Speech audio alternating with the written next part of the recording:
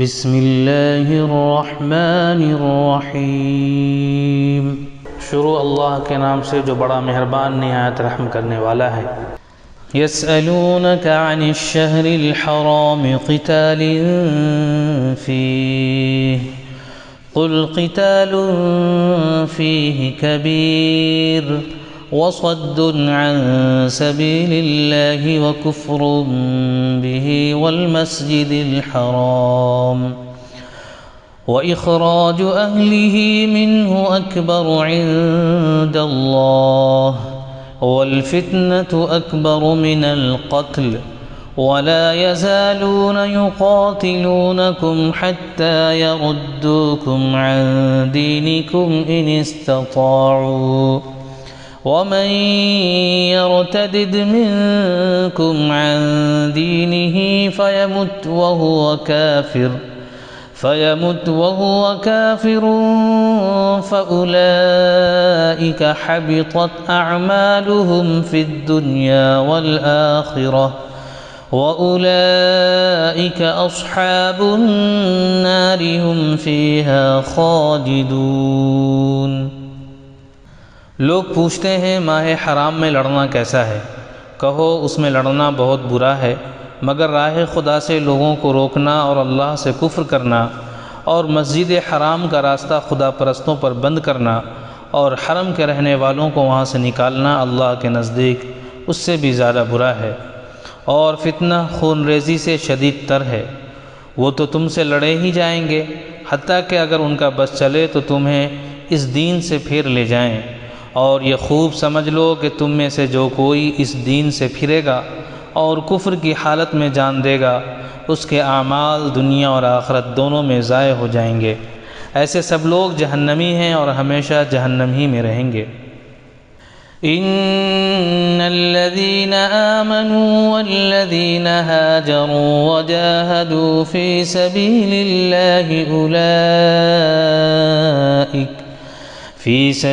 الله أولئك يرجون رحمة الله والله غفور رحيم۔ بخلاف اس کے جو لوگ ایمان لائے ہیں اور جنہوں نے خدا کی راہ میں اپنا گھر بار چھوڑا اور جہاد کیا ہے، وہ رحمت الہی کے جائز امیدوار ہیں، اور اللہ ان کی لغزشوں کو معاف کرنے والا اور اپنی رحمت سے انہیں نوازنے والا ہے۔ يسألونك عن الخمر والميسر قل فيهما إثم كبير ومنافع للناس وإثمهما أكبر من نفعهما ويسألونك ماذا ينفقون قل العفو كذلك يبين الله لكم الآيات لعلكم تتفكرون۔ پوچھتے ہیں شراب اور جوئے کا کیا حکم ہے؟ ان دونوں چیزوں میں بڑی خرابی ہے، اگرچہ ان میں لوگوں کے لیے کچھ منافع بھی ہیں، مگر ان کا گناہ ان کے فائدے سے بہت زیادہ ہے۔ پوچھتے ہیں ہم راہ خدا میں کیا خرچ کریں؟ کہو جو کچھ تمہاری ضرورت سے زیادہ ہو۔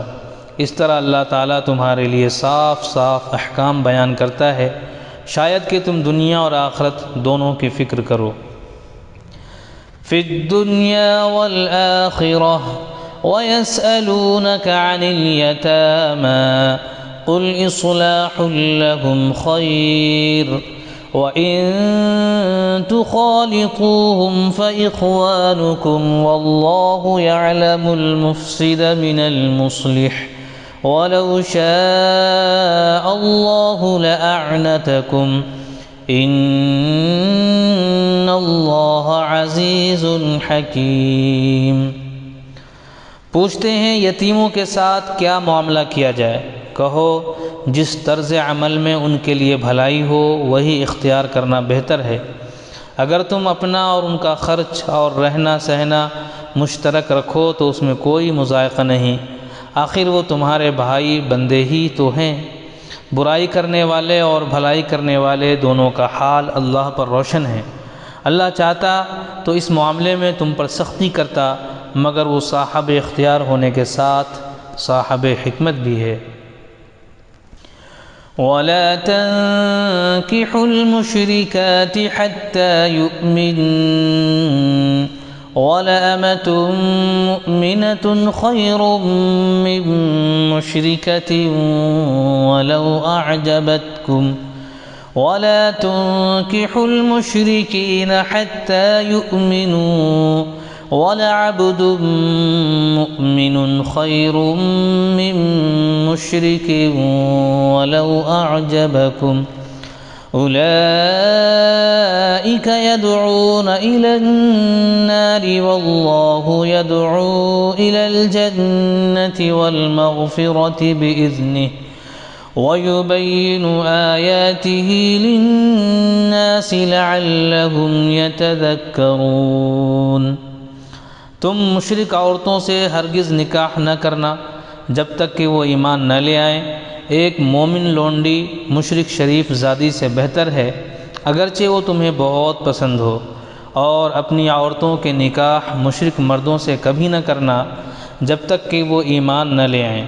ایک مومن غلام مشرک شریف سے بہتر ہے، اگرچہ وہ تمہیں بہت پسند ہو۔ یہ لوگ تمہیں آگ کی طرف بلاتے ہیں، اور اللہ اپنے اذن سے تم کو جنت اور مغفرت کی طرف بلاتا ہے، اور وہ اپنے احکام واضح طور پر لوگوں کے سامنے بیان کرتا ہے۔ توقع ہے کہ وہ سبق لیں گے اور نصیحت قبول کریں گے۔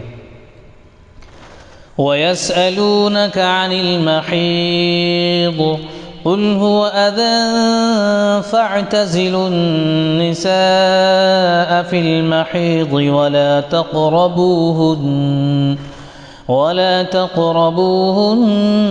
حَتَّى يَطْهُرْنَ فَإِذَا تَطَهَّرْنَ فَأْتُوهُنَّ مِنْ حَيْثُ أَمَرَكُمُ اللَّهُ إِنَّ اللَّهَ يُحِبُّ التَّوَّابِينَ وَيُحِبُّ الْمُتَطَهِّرِينَ۔ پوچھتے ہیں حیض کا کیا حکم ہے؟ کہو وہ ایک گندگی کی حالت ہے، اس میں عورتوں سے الگ رہو اور ان کے قریب نہ جاؤ جب تک کہ وہ پاک صاف نہ ہو جائیں، پھر جب وہ پاک ہو جائیں تو ان کے پاس جاؤ، اس طرح جیسا کہ اللہ نے تم کو حکم دیا ہے۔ اللہ ان لوگوں کو پسند کرتا ہے جو بدی سے باز رہیں اور پاکیزگی اختیار کریں۔ نساؤکم حرث لکم فأتوا حرثکم أنا شئتم وقدموا لأنفسکم واتقوا اللہ واعلموا انکم ملاقوہ وبشر المؤمنین۔ تمہاری عورتیں تمہاری کھیتیاں ہیں، تمہیں اختیار ہے جس طرح چاہو اپنی کھیتی میں جاؤ، مگر اپنے مستقبل کی فکر کرو اور اللہ کی ناراضی سے بچو۔ خوب جان لو کہ تمہیں ایک دن اس سے ملنا ہے، اور اے نبی جو تمہاری ہدایت کو مان لیں انہیں فلاح و سعادت کا مژدہ سنا دو۔ وَلَا تَجْعَلُوا اللَّهَ عُرْضَةً لِأَيْمَانِكُمْ أَن تَبَرُّوا وَتَتَّقُوا وَتُصْلِحُوا بَيْنَ النَّاسِ وَاللَّهُ سَمِيعٌ عَلِيمٌ۔ اللہ کے نام کو ایسی قسمیں کھانے کے لیے استعمال نہ کرو جن سے مقصود نیکی اور تقوی اور بندگان خدا کی بھلائی کے کاموں سے باز رہنا ہو۔ اللہ تمہاری باتیں سن رہا ہے اور سب کچھ جانتا ہے۔ لا يؤاخذكم الله باللغو في أيمانكم ولكن يؤاخذكم بما كسبت قلوبكم والله غفور حليم۔ جو بے معنی قسمیں تم بلا ارادہ کھا لیا کرتے ہو ان پر اللہ گرفت نہیں کرتا، مگر جو قسمیں تم سچے دل سے کھاتے ہو ان کی باز پرس وہ ضرور کرے گا۔ اللہ بہت درگزر کرنے والا اور بردبار ہے۔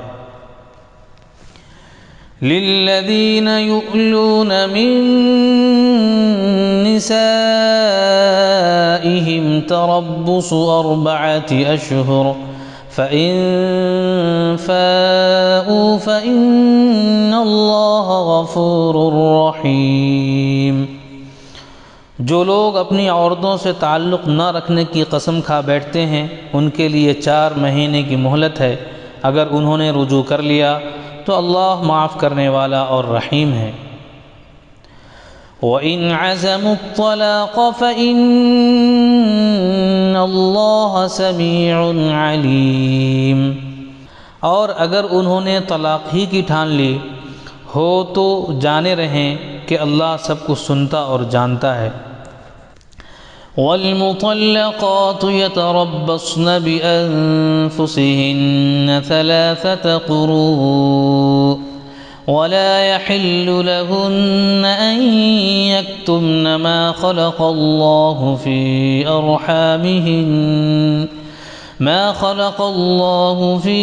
أَرْحَامِهِنَّ إِن كُنَّ يُؤْمِنَّ بِاللَّهِ وَالْيَوْمِ الْآخِرِ وَبُعُولَتُهُنَّ أَحَقُّ بِرَدِّهِنَّ فِي ذَلِكَ إِنْ أَرَادُوا إِصْلَاحًا وَلَهُنَّ مِثْلُ الَّذِي عَلَيْهِنَّ بِالْمَعْرُوفِ وَلِلرِّجَالِ عَلَيْهِنَّ دَرَجَةٌ وَاللَّهُ عَزِيزٌ حَكِيمٌ۔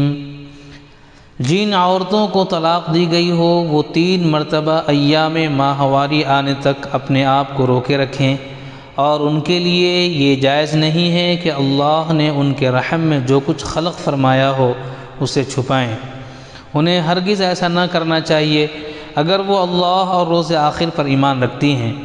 ان کے شوہر تعلقات درست کر لینے پر آمادہ ہوں تو وہ اس عدت کے دوران میں انہیں پھر اپنی زوجیت میں واپس لے لینے کے حقدار ہیں۔ عورتوں کے لیے بھی معروف طریقے پر ویسے ہی حقوق ہیں جیسے مردوں کے حقوق ان پر ہیں، البتہ مردوں کو ان پر ایک درجہ حاصل ہے، اور سب پر اللہ غالب اور اقتدار رکھنے والا اور حکیم و دانا موجود ہے۔ الطلاق مرتان فإمساك بمعروف أو تسريح بإحسان ولا يحل لكم أن تأخذوا مما آتيتموهن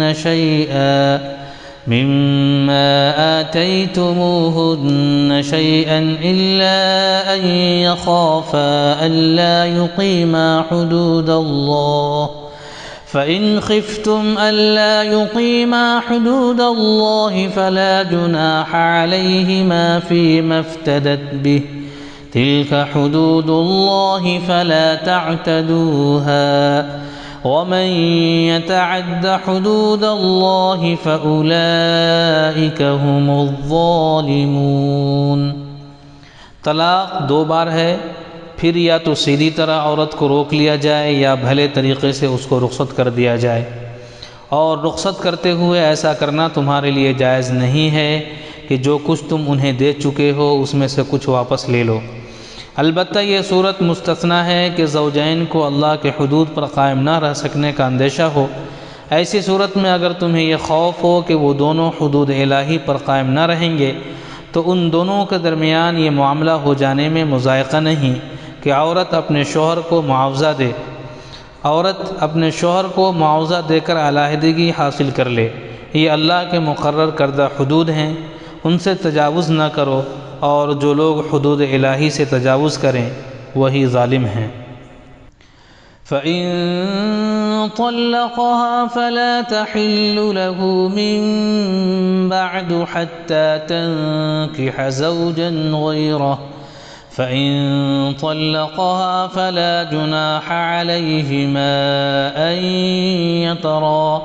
أن يتراجعا إن ظنا أن يقيما حدود الله وتلك حدود الله يبينها لقوم يعلمون۔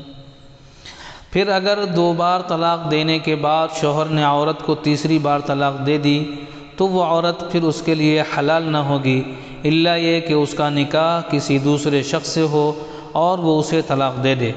تب اگر پہلا شوہر اور یہ عورت دونوں یہ خیال کریں کہ حدود الہی پر قائم رہیں گے تو ان کے لیے ایک دوسرے کی طرف رجوع کر لینے میں کوئی مضائقہ نہیں۔ یہ اللہ کی مقرر کردہ حدود ہیں جنہیں وہ ان لوگوں کی ہدایت کے لیے واضح کر رہا ہے جو اس کی حدوں کو توڑنے کا انجام جانتے ہیں۔